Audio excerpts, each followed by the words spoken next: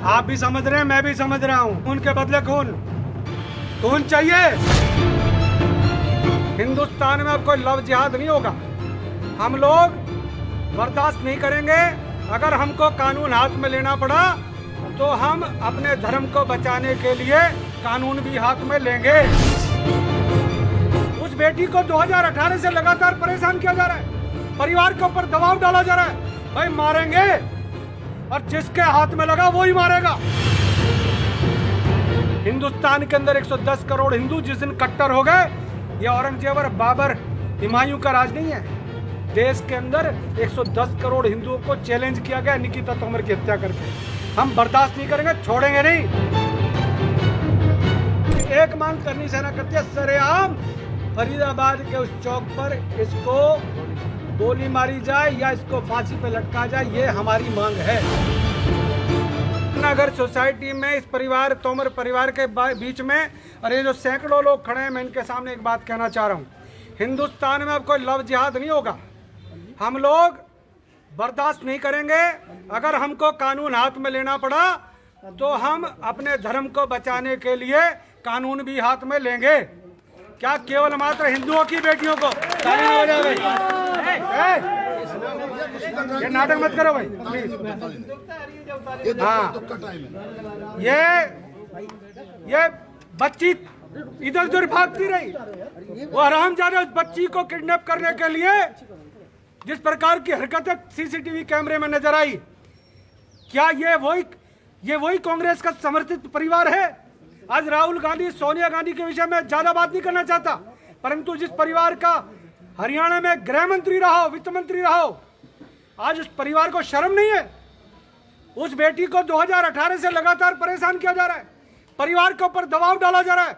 भाई मारेंगे और जिसके हाथ में लगा वो ही मारेगा। हम लोग कब तक अपनी बेटियों को इस प्रकार से लव जिहाद के लिए उनकी कुर्बानियां देते रहेंगे? मैं बहुत दुखी हूं, मैं ही नहीं, पूरा देश दुखी है। निकिता तोमर के लिए जो चैनल इस मुद्दे को उठा रहे हैं, मैं उनका धन्यवाद देता हूं, परंतु ये मुद्दा देशव्यापी मुद्दा है। पेरिस के अंदर, फ्रांस के अंदर जहां कट्टरवाद है, हिंदुस्तान के अंदर 110 करोड़ हिंदू जिस दिन कट्टर हो गए, ये औरंगजेब और बाबर हुमायूं का राज नहीं है। देश के अंदर 110 करोड़ हिंदुओं को चैलेंज किया गया निकिता तोमर की हत्या करके। हम बर्दाश्त नहीं करेंगे, छोड़ेंगे नहीं। लव जिहाद का कोई भी मामला हिंदुस्तान में कहीं भी नजर आया, और मैं तो मांग करता हूं प्रदेश के मुख्यमंत्री से, प्रदेश के गृह मंत्री से, क्या उत्तर प्रदेश के अंदर योगी सरकार जब निर्णय कर सकती है तो मैं हरियाणा के यशस्वी मुख्यमंत्री और दिग्गज गृह मंत्री अनिल विज से मांग करूंगा, इसका भी फैसला जल्द हो। देश की भावना को समझें, प्रदेश की भावना को समझें। हमें खून के बदले खून चाहिए।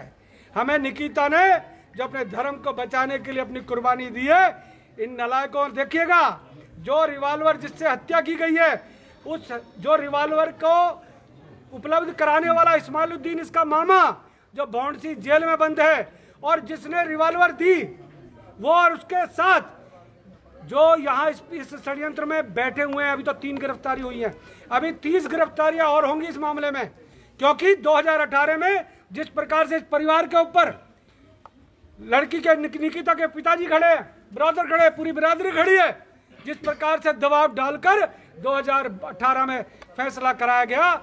मैं धन्यवाद देता हूं कि 2018 से इसकी जांच एसआईटी कर रही है, परंतु एसआईटी के अंदर एक और व्यक्ति की मांग परिवार कर रहा है। मैं प्रदेश के मुख्यमंत्री और गृह मंत्री से मांग करता हूं कि उस एसआईटी के अंदर एक व्यक्ति को और बढ़ाया जाए।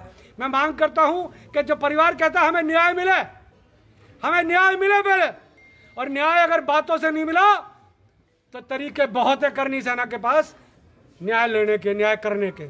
हम लोग अपनी बेटियों की हत्या इस प्रकार से बर्दाश्त अब नहीं करेंगे।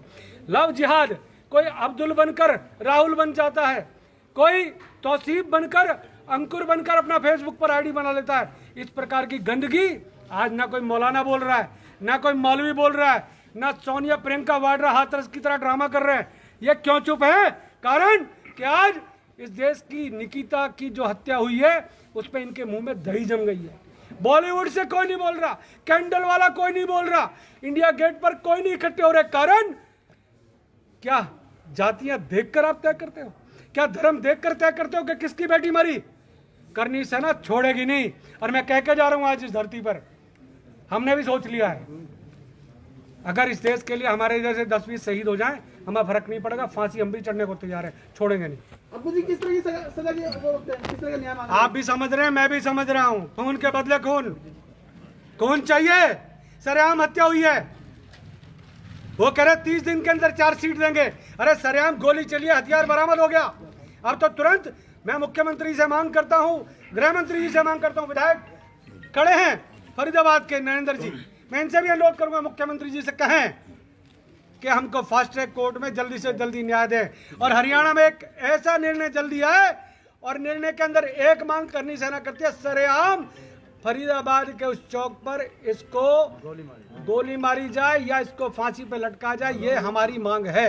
और मुझे उम्मीद है प्रदेश के अंदर प्रदेश सरकार सुनती है, हमारी बात को भी प्रदेश सरकार सुनेगी और फास्ट ट्रैक कोर्ट में इस मामले को ले जाकर जल्दी ही पीड़ित परिवार को और 110 करोड़ हिंदुओं को न्याय दिलाने का काम प्रदेश सरकार करेगी। अम्मू जी, आप कह रहे हैं निकिता ने अपना धर्म बचाने के लिए कुर्बानी दी, थोड़ा इसके बारे में बताइए, कैसे धर्म बचाया? निश्चित तौर पे 2018 से लगातार जिस प्रकार से तौसीफ और उसका परिवार, जो उसका एक चाचा है, लगातार टेलीविजन में स्टेटमेंट दे रहा है, कई टेलीविजन जानबूझकर उस मामले को दिखा रहे हैं, कई टेलीविजन जिस प्रकार की बातें दिखाकर इस केस को घुमाना चाह रहे हैं। मैं उनसे अनुरोध करना चाहता हूं, आप मीडिया और देश का चौथा स्तंभ हो।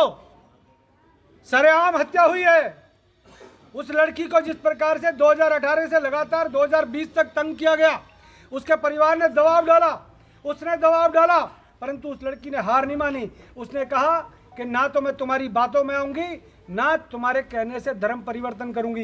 ये उस लड़की की शहादत है, ये 110 करोड़ हिंदुओं के धर्म को बचाने के लिए उसकी कुर्बानी है।